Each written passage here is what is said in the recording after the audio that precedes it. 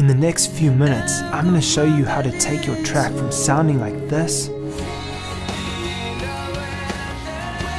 to this.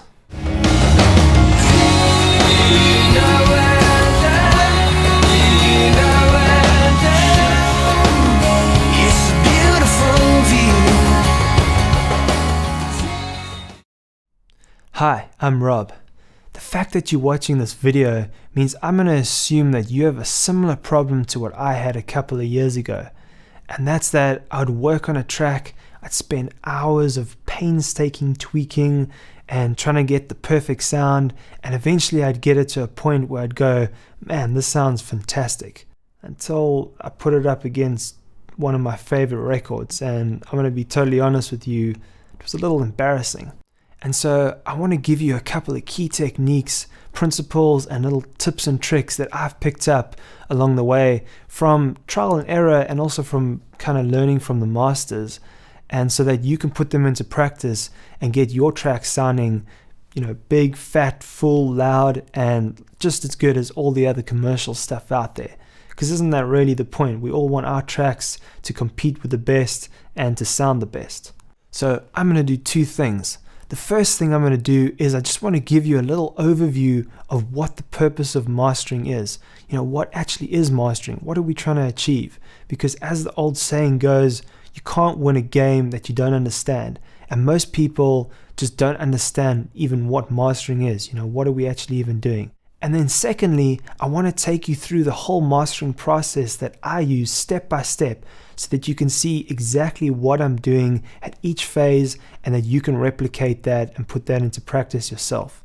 So of course there are many different ways to master, and I'm just going to show you the way that I've figured out over the years and that's gotten me the most consistent results.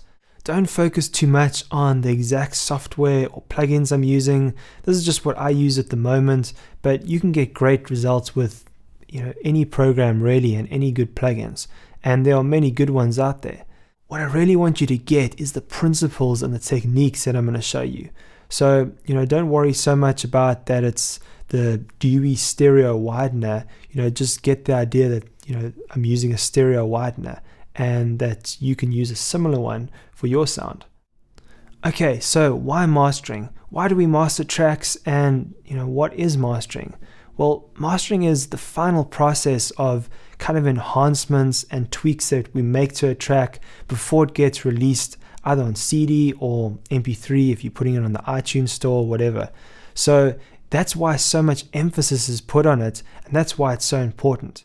So I know a lot of guys think that the whole purpose of mastering is just to make your track as loud as possible, and that really isn't the purpose at all. That's one of the advantages, but let me just break it down into 5 reasons why we want to master a track.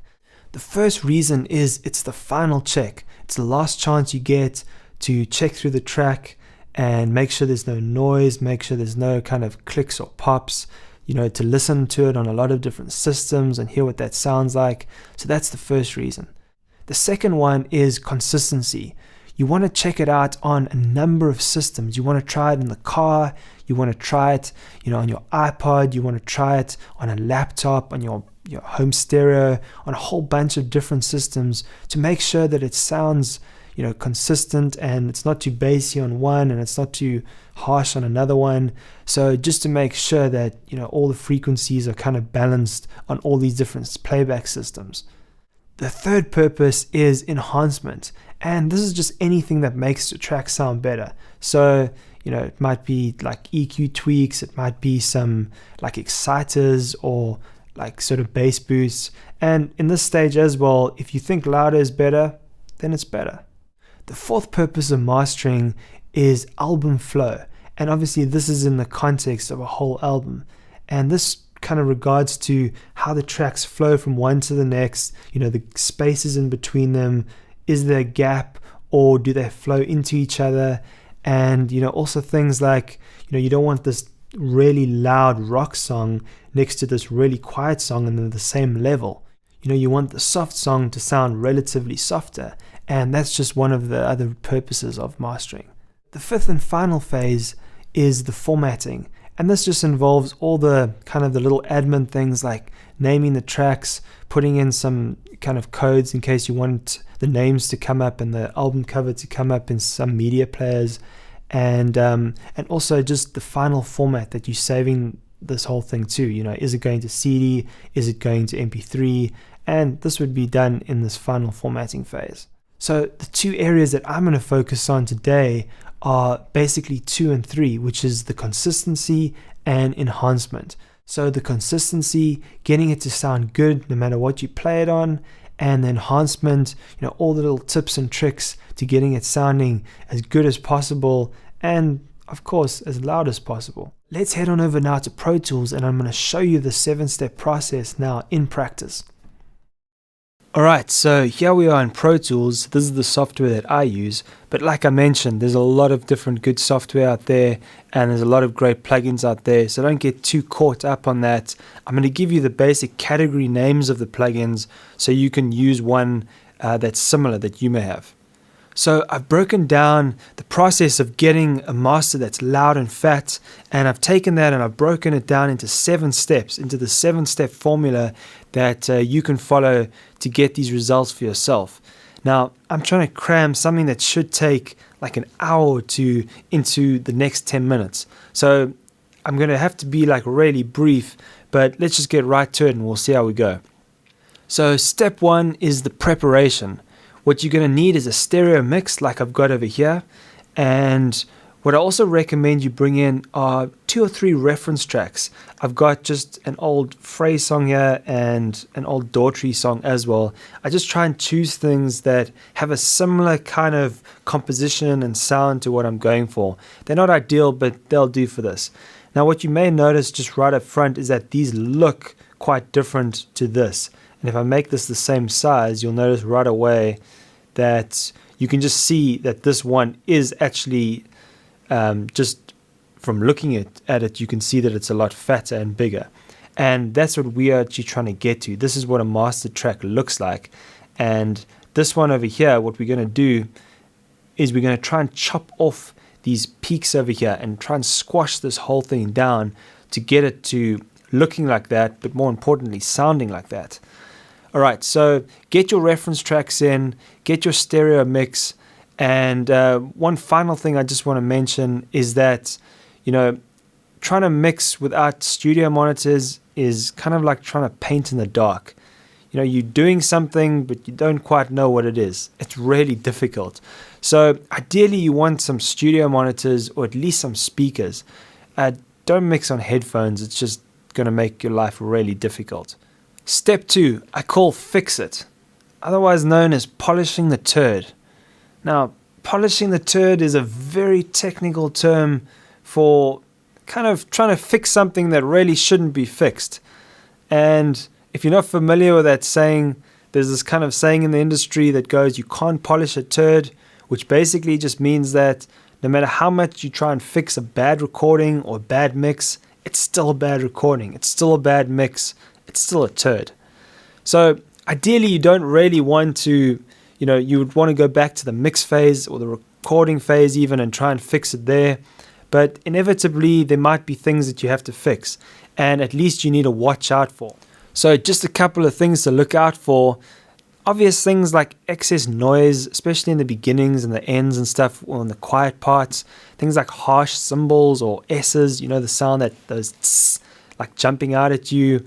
Those, you know, also on that line, different frequencies maybe jumping out, you know, maybe like a certain bass note like jumping out of the mix. And you just want to be aware of those things, because if possible, it's better to go back to the mix and fix them than try and polish this thing. Alright, with that said, let's get right into it. So let me just play you a little piece of the song and quickly compare it to, you know, the reference tracks that I have here, so you can just see where we're at the starting place. And I know they're commercial tracks, we're not really supposed to play them, but you know, it's all in the name of education, and if you don't tell, I won't tell. So let's get right to it. So here's a little snippet of the track that we're about to master now.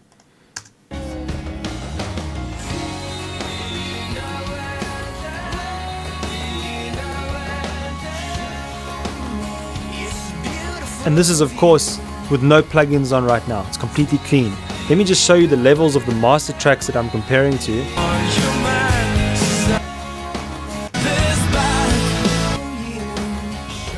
So, of course, we are miles out still, but that's just fine because we haven't started yet.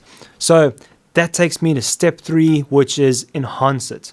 Now, in this phase, these are all the things that we're going to do to the track that are just going to make it sound better, maybe clean it up a bit, maybe just add a bit of something to it, maybe fatten it up a bit, add a bit of EQ on the top end to bring it out. So, let me just get right into it now and show you some of the plugins I use in this phase. The first one I put on is just a standard EQ that I'm going to put a high pass filter on. Now all this is doing is just taking all the frequencies below a certain point and just basically taking them out. And I'm setting it really low. I mean, it's at 40 Hertz and the slope isn't too much. And this is just to clean up any potential low end rumble, or there's just nothing down there that's that useful for a pop rock song. Now, if you're doing something that's going to be played in the club or a hip hop song or something, then you probably don't want to do this because you want all that low end and you want some, it's going to be played in a place that's actually going to make use of that. For this kind of track, it's not that useful, so I just kind of do it. Maybe I'm just superstitious, but I just put it in there.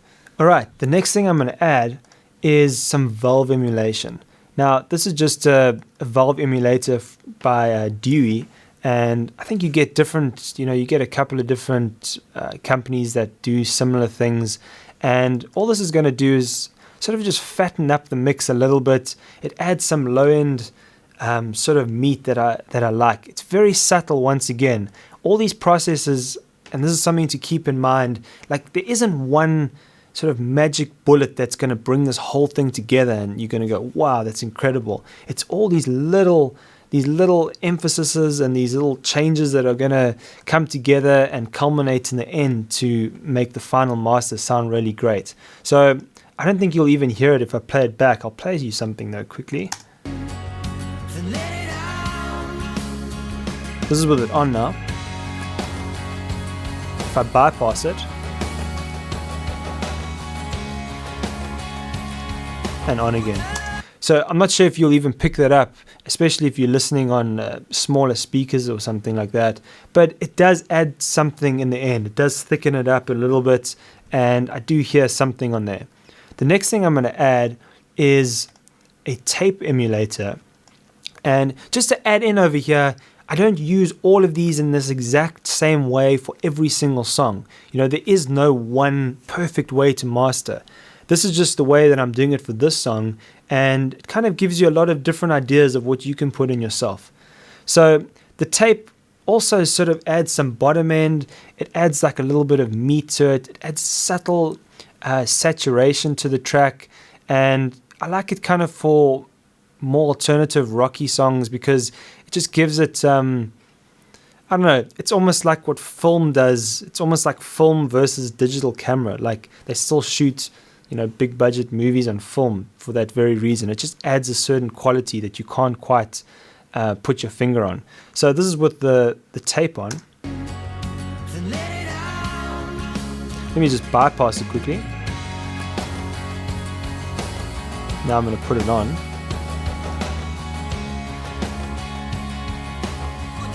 So I don't know if you could hear that as well, but it's also just thickening it up a little bit, making it a little bit fatter. Next, because the tape sort of takes off some of the top end and makes it a little bit dull, I'm going to add a little bit of an EQ, and it's nice to do this anyway. Just a little bit of sheen on the top end, very, very subtle. I'm literally adding 1 dB at like 16K. This is the Waves Q clone, and I just like this one because it's a very transparent EQ, but you can use any shelf filter on any EQ. If I go back to this one over here, this is maybe something more like that you have, and you just go like that and you select a shelf and you just stick it up like that. So you can use any EQ for this, but I'm just using this one, and this just adds a little bit of sheen. Let's see if you'll notice this one in here. I'm just going to bypass it at first and then I'll activate it.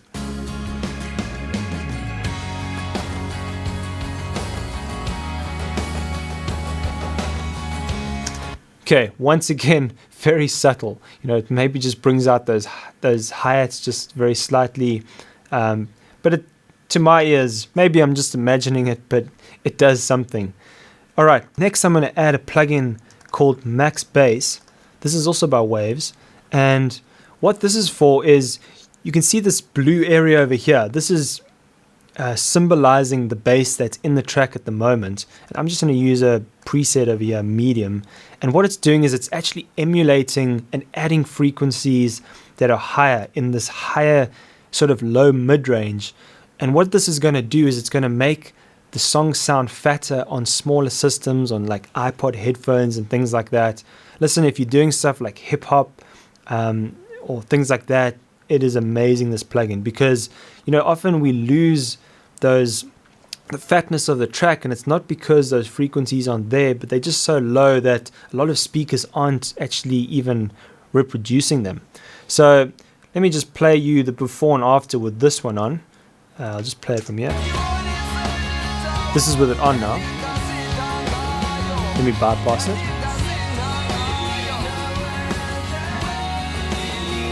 On.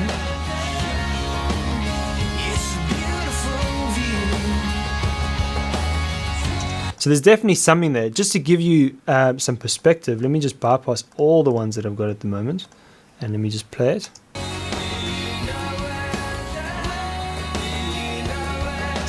All right, then I'm going to activate the ones that we've got so far.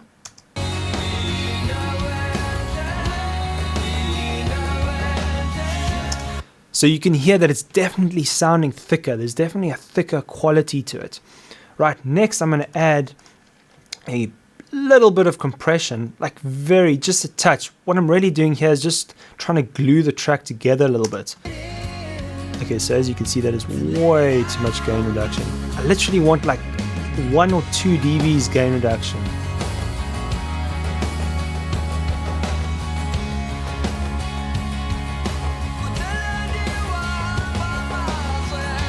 And before I forget, I'm actually just going to drop my input at the beginning.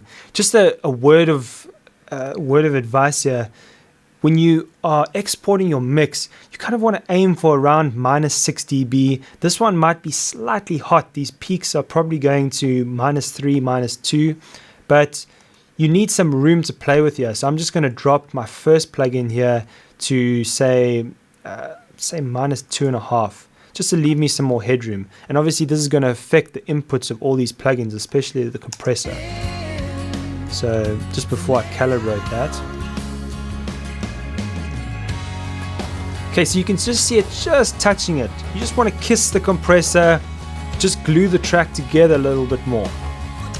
Alright, the next thing I want to add is a stereo widener. I use Dewey's Wide. I really like this one. It adds something to the track. I find instead of just widening it, it seems to like push it past the edges of the speakers, and I really like that. And actually, let me just put it on as I'm playing it and you'll hear it kick in.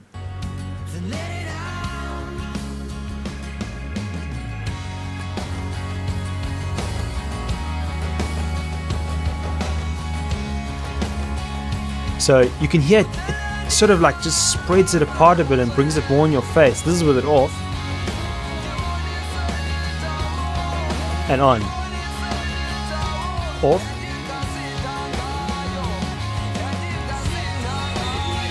and on. So I really like that. And you know, if you've got a track that you just want to make sound a little bit larger than life, that is fantastic for that. Alright, so that pretty much covers the enhancement section. All these things we use now were to enhance the track. Right, step 4 is compress it. Now, I know I used a compressor earlier, but that was more just to glue the track together just slightly and more of an enhancement. This is now going to be your main compressor or compressors. I like to use a multi-band compressor, especially with something that's a bit bigger like this. So let me just default this over here to 0. And I'm just going to choose a preset just to get me going. You know, once again, I'm going over this really quickly. I'm really cramming this in and just getting, this is like fast food mastering this. So I'm just going to put that on auto. And now let me just show you what I do with this. So what this multi-band compressor basically is, just for those who don't know, is instead of like this one compressing the whole mix together, the multi-band compressor breaks it up into different frequencies. So I can actually solo each frequency if you listen here.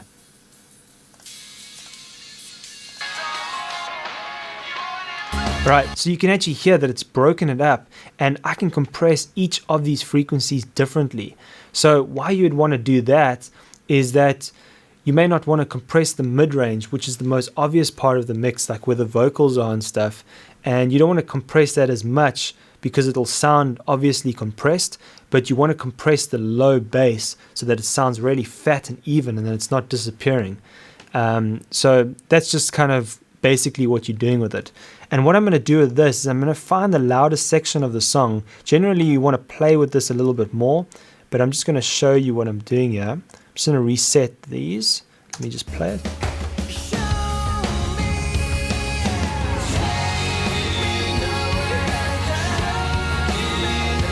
Alright, like I said, you probably want to play with that a bit more. You want to, let it go for a while longer. And I'm just giving myself some more headroom here by dropping the input of that. But what this is doing is that this is giving me the peaks of each of these frequency ranges. And what I'm going to do now is I'm going to put these in as the thresholds. So that's 13.3, 7.6, 9.9, 11.2, 23.2. Now the reason why I'm doing that is that each of these bands has a different kind of peak. So you don't want to leave it flat, otherwise different ones are going to be over compressed and others under compressed. So you want to get to sort of the level that they are peaking at. Now what I'm going to do is I'm going to bring that whole lot down just to start compressing it, and you'll see it start to kick in here. The more I bring down the threshold, the more it will compress. You'll see that. So I don't want to go too crazy. And it's just sounding a little bit top heavy here.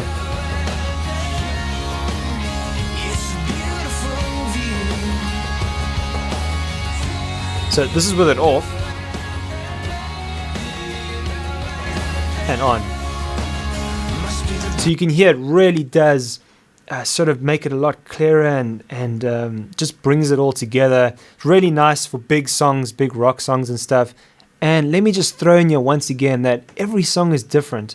And, if you're doing something like mellow indie music or like classical music or something, you're probably not going to go this crazy. This is kind of a rock song, at least pop rock. So, it's kind of a big song and we really want to bring it out. It suits it. So you've just got to do what works for the track. Right. Then step 5 is clip it. Now, what we're going to do here is, if you see all these peaks over here, we want to chop these off in order to get it to like that. But we don't want to actually distort it, by pushing it above, because that doesn't sound good. It kind of sounds like a click. So we want to use something that clips it and it sounds good. And this is actually one of the secrets that the mastering engineer pros use. How they get these songs so loud is that they are actually driving them through these really expensive converters.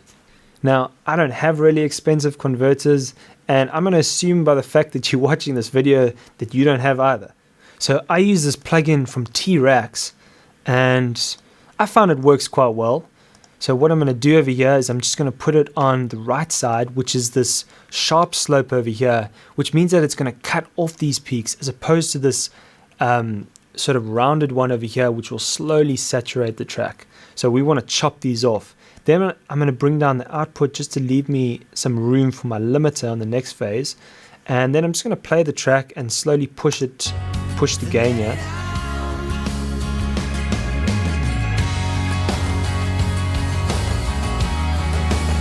Now, as you can see, look here, it's not letting it go past -3. You can see this in the meters over here. It's just chopping it off. Alright, so let me just play it bypass so you can hear what that sounds like.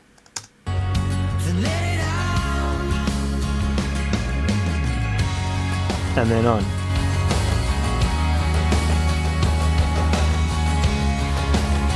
So we'll leave it at there for now. That should be fine. Then step 6 is limit it. And this is the last plugin that you use. If you use nothing else, none of these other ones are, essential, but you almost are always going to use a limiter, even if it's just slightly. And what this does is we're going to set the final out ceiling. So I'm going to set it to minus 0.1, which means that it's not going to let it go past minus 0.1. All right, so 0 is clipping, so we're just going just below that. Then I'm just going to set the quantization to 16 bits because CD audio is 1644.1. And then as we drop this threshold, it'll start to limit it more and more. Now, just something to add is that this is actually a multi-band limiter. So similar to that compressor, except that it's actually limiting each band. And, there's nothing wrong with using a standard one. In fact, I sometimes do. This is the Waves L3. The Waves L2 is the one that isn't the multi-band one. And so, those ones are just as good, and there's a lot of great limiters out there that you can find. I'm just going to use this one for today. So let me play it and start to drop the threshold.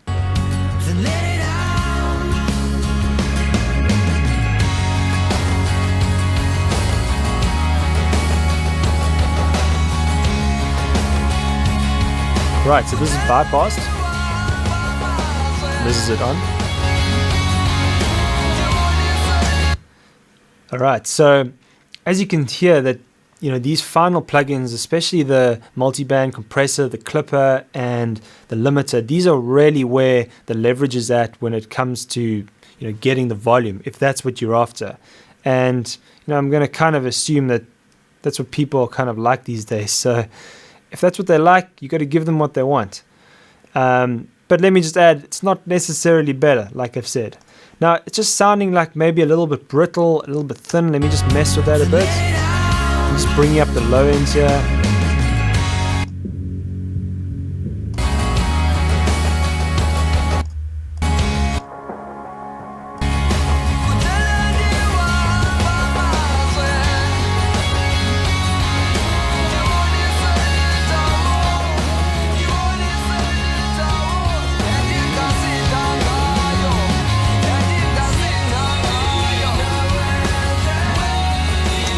Alright, so it's coming along. Look, it still needs some work, it still needs some tweaking. It's not perfect, but it will in time get a bit better. Let me just quickly compare to some of these other masters, these other references, just to see where we're at in terms of volume and sound caliber. So I'm just going to play some of that back.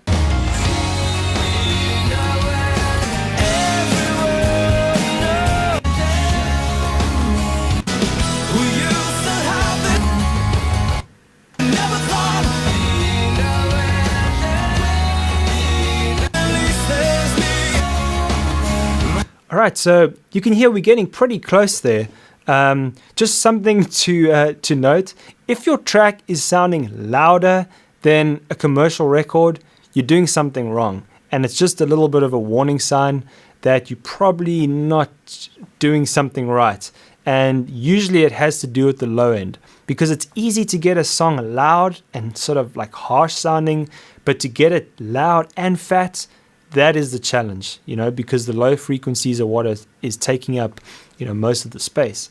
So that's just kind of something to be aware of. So basically that is mastering in a nutshell.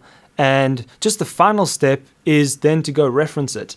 One of the advantages that the pros have is that they've got a whole bunch of different monitors in their studios that they can listen back on instantly. What I like to do is I like to hook up like a small radio, and I have my headphones and I listen on all the different references to get an idea.